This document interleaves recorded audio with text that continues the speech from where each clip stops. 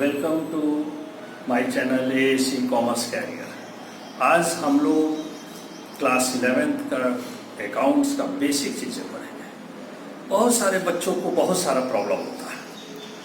Commerce बहुत hard paper है, उसमें भी अकाउंटेंसी उनको समझ में नहीं आता है। उसका सबसे बड़ा रीज़न होता है आपको बेसिक चीज़ें नहीं मालूम होती है। किसी भी पेड़ का जब तक जड़ मजबूत ना हो तब तक पेड़ सीधा खड़ा नहीं रह सकता है।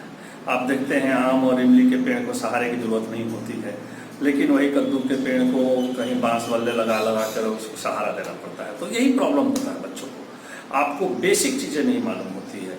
आप बेसिक चीज़ अगर समझ जाएं तो कॉमर्स बहुत ही आसान पेपर हो जाएगा, उसमें भी अकाउंटेंसी जो है वो और आसान हो जाएगा। आप देखो कॉमर्स पढ़ते हो तो कॉमर्स में पढ़ते किस चीज़ के बारे में हो? बिजनेस के बारे में। किसी भी बिजनेस को करने के लिए क्या होना चाहिए, सबसे पहले हम ये ध्यान देते हैं। तो थोड़ा सा नोट देखिएगा, ध्यान दीजिएगा। कोई भी बिजनेस को करने के लिए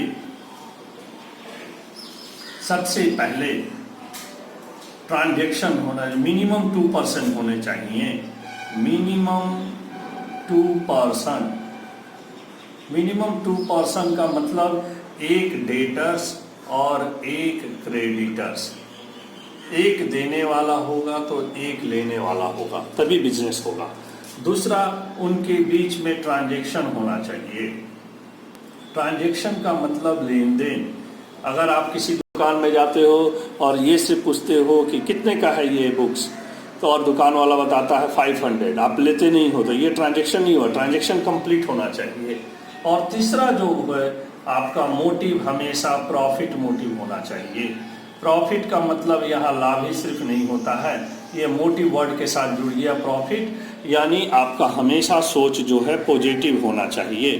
हमेशा आप अगर पॉजिटिव सोच लेके चलोगे तो कभी भी आपको प्रॉब्लम नहीं होगा। लेकिन बहुत से लोग सिर्फ निगेटिव सोच लेते हैं। जैसे आप अपने किसी फ्रेंड को बोलो पढ़ने चलोगे तो नहीं, खेलने चलोगे तो नहीं, कहीं भी चलो तो नहीं, उनका एक ही जवाब होता है, क्योंकि वो हमेशा निगेटिव सोचते हैं। आप थोड़ा ध्यान दो, एक ग्लास है और इस ग्लास में पानी भरा हुआ है, हाफ यहाँ तक पानी भरा हुआ है। बहुत सारे स्टूडेंट इसको बोलते हैं आधा ग्लास खाली है, और जो पॉजिटिव सोचने वाले लोग हैं वो सोचते हैं, वो बोलते हैं आधा ग्लास भरा हुआ है। आपको कॉमर्स पढ़ने के लिए सबसे पहले तो ये जानना चाहिए ये क्यों होता है, कैसे होता है, कब से होता है। अगर ये कुछ जानने लगोगे तो फिर आपको कहीं कोई प्रॉब्लम नहीं होगा। इसलिए आप अपने लाइफ में मेरे द्वारा दिया हुआ 5 वर्ड हमेशा याद रखना। What, why, when, where and how. कहने का मतलब है आप क्वेश्चन करना सीखो। क्वेश्चन करना सीखोगे तो आपको जो है कभी भी लाइफ में प्रॉब्लम नहीं होगा। इसलिए हमेशा क्वेश्चन करना सीखो। जब भी कोई आपसे पूछे कि ये क्या है तो आप बताओगे कि ये क्या चीज़ है, तो ये है। कोई भी आपको कुछ भी बोल सकता है ये क्या है, और आपको वो कुछ भी दिखा देगा, उसका नाम कुछ भी बोल देगा। इसलिए आप हमेशा क्वेश्चन करना सीखो। सिर्फ अकाउंट्स पढ़ने के लिए नहीं, प्रैक्टिकल लाइफ में भी आपको ये पूछना चाहिए ये क्या है, क्यों है, कैसे है, कब से है, तो आपको कभी कोई प्रॉब्लम नहीं होगा। जैसे देखो बिजनेस की बातें कर रहे हैं तो एक हम तुमको और एग्जाम्पल देते हैं तो तुम्हारा कॉन्सेप्ट पूरा क्लियर हो जाएगा।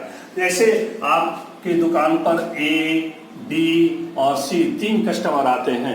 एक आपसे 2000 का गुड्स परचेस करता है, एक आपसे 4000 का गुड्स परचेस करता है, और एक आपसे 5000 का गुड्स परचेस करता है।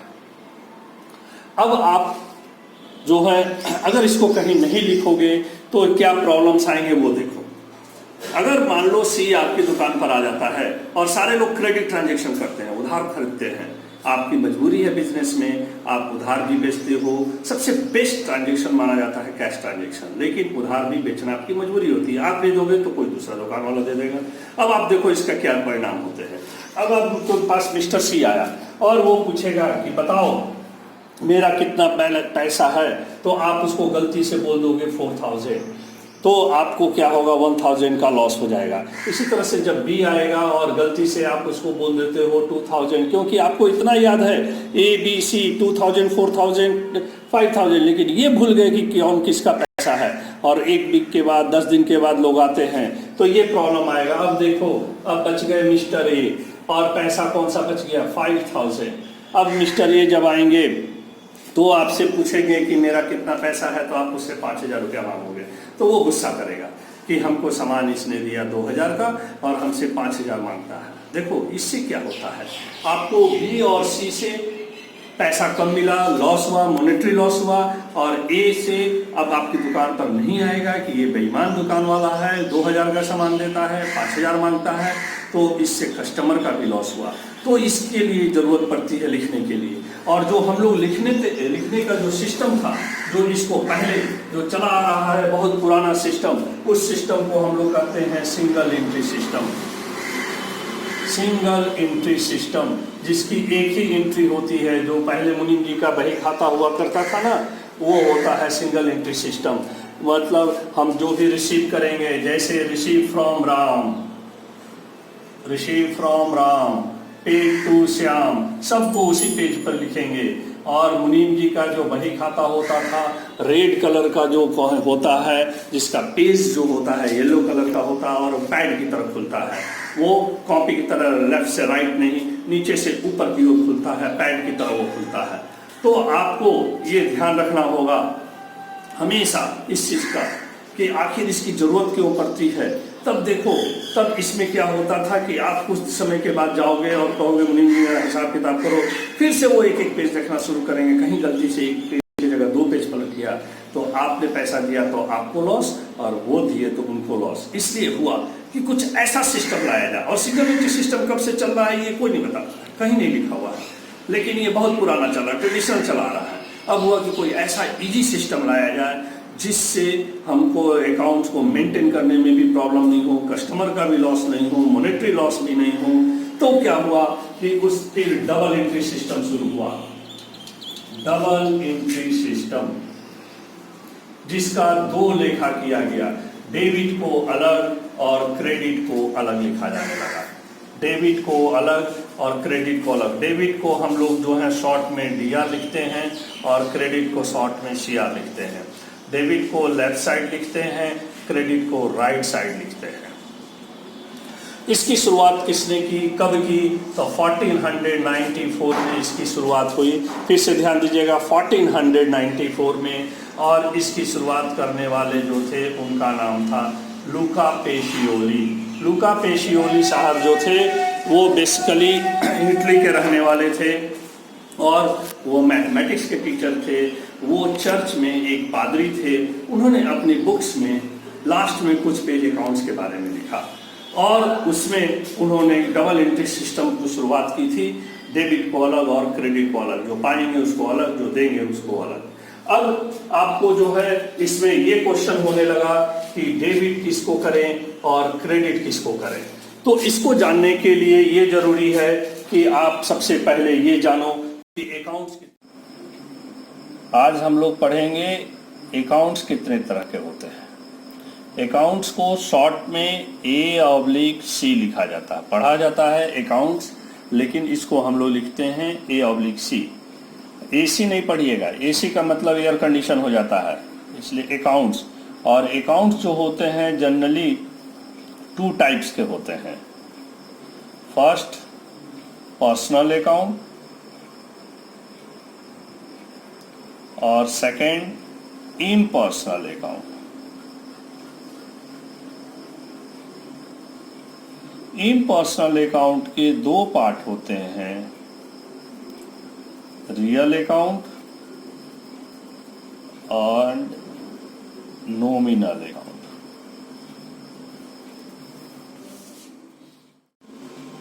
First personal account.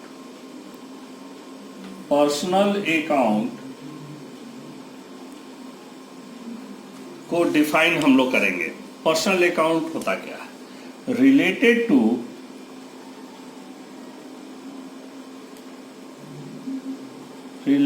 To any person firms and companies. कोई भी पर्सन, फर्म या कंपनी से रिलेटेड अकाउंट जो होते हैं वो पर्सनल अकाउंट होते हैं. For example, any person, Ram एक पर्सन है. D Lal and sons, D Lal और उनके बच्चों का account, D Lal and sons, ये एक फर्म हो गया. Company ABC company limited. Bank account, capital account, इस तरह से और भी बहुत सारे चीज हो सकते हैं. ये सब पर्सनल अकाउंट होते हैं. फिर से एक बार देखेंगे. Personal account related to any person, firms and company. Example, Ram's account, डीलाल and sons account, ABC company limited, bank account, capital account. Second देखेंगे. Second, real account related to any assets and properties, जिसको हम touch भी कर सकते हैं, जिसको हम लोग देख भी सकते हैं, देख सकते हैं, छू सकते हैं. ये 2 टाइप्स के होते हैं, tangible and intangible. For example, furniture account,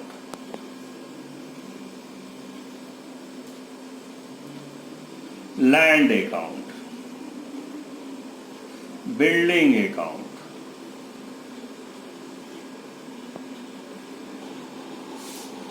cash account, machinery account. इस तरह से और भी बहुत सारे चीज हो सकते हैं, जिसको हम टच भी कर सकते हैं, देख भी सकते हैं, छू भी सकते हैं. जिसको टच नहीं कर सकते हैं, देख नहीं सकते हैं, ऐसे भी रियल अकाउंट होते हैं जिसमें गुडविल वगैरह आता है. इसकी बात हम लोग डिटेल्स में अगले क्लास में पढ़ेंगे. Third, nominal account.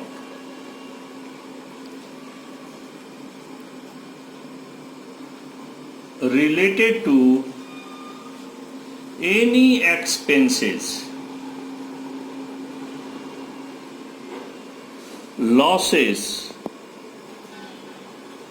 incomes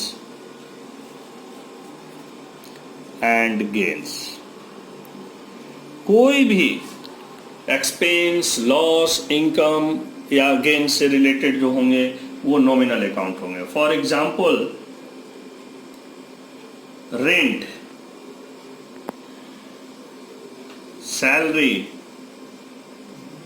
अगर ये सब हम लोग पेड कर रहे हैं तो एक्सपेंस हो गया, रिसीव करेंगे तो इनकम हो जाएगा. वेजेज, इंटरेस्ट, कमीशन, इस तरह से बहुत सारे चीज और हो सकते हैं.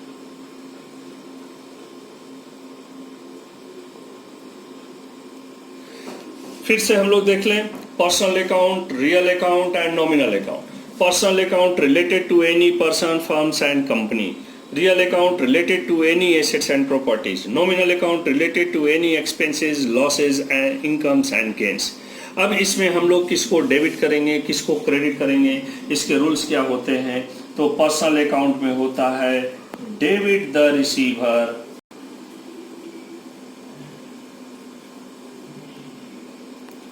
and credit the giver.